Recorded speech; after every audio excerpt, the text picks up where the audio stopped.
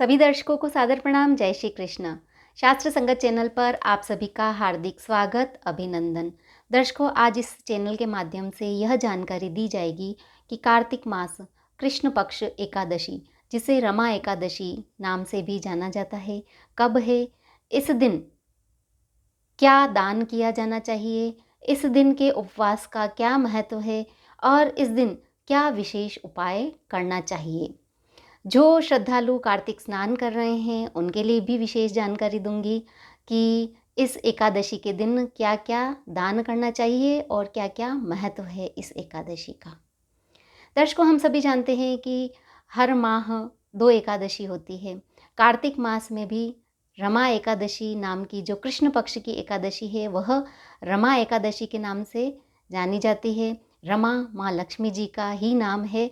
तो इस एकादशी को करने से धन धान्य की कभी कमी नहीं होती है। दूसरी एकादशी जो शुक्ल पक्ष की एकादशी, उसका नाम देव उठनी ग्यारस है। और देव उठनी एकादशी के दिन भगवान विष्णु योग निद्रा से जागते हैं। तो इस एकादशी का भी विशेष महत्व है। इस एकादशी को क्या किया जाएगा, इस एकादशी के दिन क्या क्या करना चाहिए, किन नियमों का पालन करना चाहिए, आप चैनल पर बने रहें तो उसकी जानकारी भी मैं दूंगी। तो बात करते हैं कि कार्तिक मास कृष्ण पक्ष की एकादशी। हर एकादशी पर भगवान विष्णु और माँ लक्ष्मी जी की पूजा का विशेष विधान है। तुलसी जी की पूजा का भी विशेष विधान है। जो श्रद्धालु कार्तिक स्नान करते हैं उन्हें एकादशी तिथि के दिन भगवान विष्णु के मंदिर में दीपदान अवश्य करना चाहिए। अगर उनकी क्षमता है तो वे अन्नदान भी कर सकते हैं एकादशी के दिन। रमा एकादशी, इस दिन भगवान विष्णु की पूजा की जाती है, साथ ही माँ लक्ष्मी जी की पूजा की जाती है। तो धन की और सुख सौभाग्य समृद्धि की कभी कमी नहीं रहती है। अब हम बात करेंगे कि कार्तिक मास कृष्ण पक्ष एकादशी रमा एकादशी कब है। 27 अक्टूबर को है या 28 अक्टूबर को है। तो दर्शकों, एकादशी तिथि प्रारंभ होगी रविवार दिनांक 27 अक्टूबर 2024 के दिन सुबह 5:25 पर और तिथि समाप्त होगी सोमवार दिनांक 28 अक्टूबर 2024 सुबह 7:51 पर एकादशी तिथि समाप्त हो जाएगी। तो कन्फ्यूज़न यह रहता है कि 27 को की जानी चाहिए या 28 को की जानी चाहिए।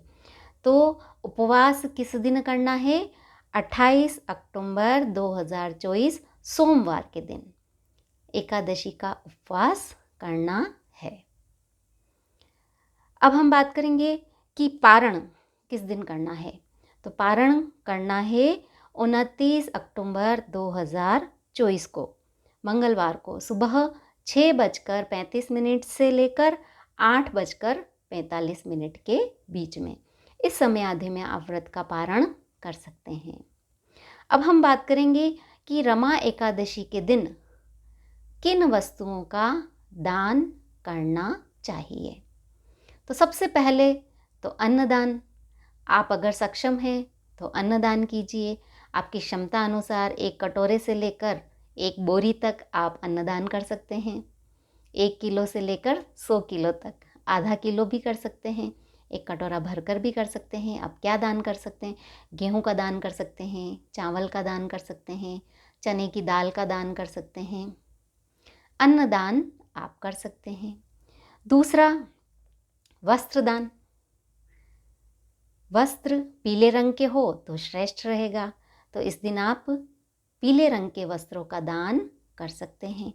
अब ज़रूरी नहीं है कि आप साड़ी, कुर्ता, पजामा सब दान करो। आप एक ब्लाउज पीस भी दान कर सकते हैं।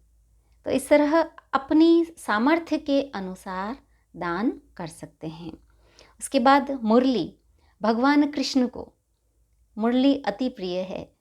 तो अगर आप सक्षम हैं तो चांदी की मुरली बनाकर भी मंदिर में अर्पित कर सकते हैं। भगवान विष्णु के मंदिर में चांदी की मुरली अर्पित कर सकते हैं।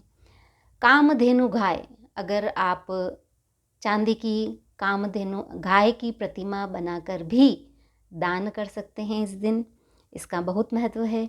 ऋतुफल का भी आप दान कर सकते हैं।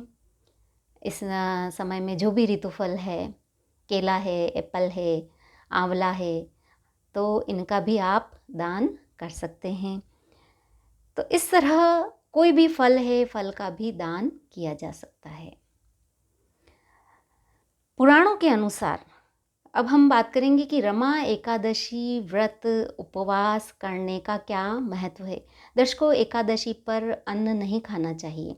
आप फल का सेवन कर सकते हैं, हो सके जितने तो आप पानी पी सकते हैं और आप पूरा दिन निकाल सकते हैं। अगर नहीं रहा जाता तो फल का सेवन कर सकते हैं। तो इस एकादशी का क्या महत्व है। रमा माँ लक्ष्मी जी का नाम है। अगर आप इस दिन उपवास रखते हैं, माँ लक्ष्मी भगवान विष्णु की पूजा करते हैं, ध्यान करते हैं, तो धन और ऐश्वर्य की कभी कमी नहीं रहेगी, सुख की कमी नहीं रहेगी, खुशहाली परिवार में रहेगी। पुराणों के अनुसार, पुराणों में लिखा है कि रमा एकादशी का व्रत कामधेनु गाय को घर में रखने के समान फल देता है। तो देवताओं की गाय कामधेनु को अपने घर में रखने के समान, उसकी सेवा करने के समान फल देता है। तो इसका बड़ा ही महत्व है। सर्व पापों का नाश होता है। व्यक्ति वैकुंठ में वास करता है मृत्यु के पश्चात इस एकादशी का व्रत करने में। और जीवन में अगर कोई बाधा अचानक आ रही है तो उन बाधाओं से मुक्ति भी मिलती है और भगवान विष्णु की कृपा, माँ लक्ष्मी जी की कृपा बनी रहती है। तो यह इस एकादशी का महत्व है, इसका उपवास करने का। अब हम धन वृद्धि का एक उपाय बता रही हूँ कि अगर आपकी आर्थिक स्थिति अच्छी नहीं है तो इस दिन यह उपाय कर सकते हैं। करना क्या है, 11 कोड़ियाँ लेनी है। उन कोड़ियों पर हल्दी का लेप करना है और दीपावली के दिन, रमा एकादशी के दिन कोड़ियाँ लेनी है और उन पर हल्दी का लेप करना है। और उसके बाद दीपावली के दिन उन कोड़ियों को पीले वस्त्र में रखकर माँ लक्ष्मी जी के सामने अर्पित करना है। और उसके बाद क्या करना है कि उन्हें बांध कर, दीपावली का पूजन हो जाता है, दूसरे दिन उन्हें बांध कर अपनी तिजोरी में रख दीजिए। तो देखिए फिर चमत्कार की कैसे धन की निरंतर वृद्धि होती है। क्योंकि इस एकादशी के दिन यह उपाय किया जाता है, क्योंकि यह रमा एकादशी है। रमा माँ लक्ष्मी जी का नाम है। तो धन संबंधी परेशानियाँ, धन संबंधी कष्ट दूर करने का यह एक विशेष उपाय मैंने बताया। दर्शकों, वीडियो पसंद आया हो तो इसे लाइक कीजिए, शेयर कीजिए। धन्यवाद। जय श्री कृष्ण।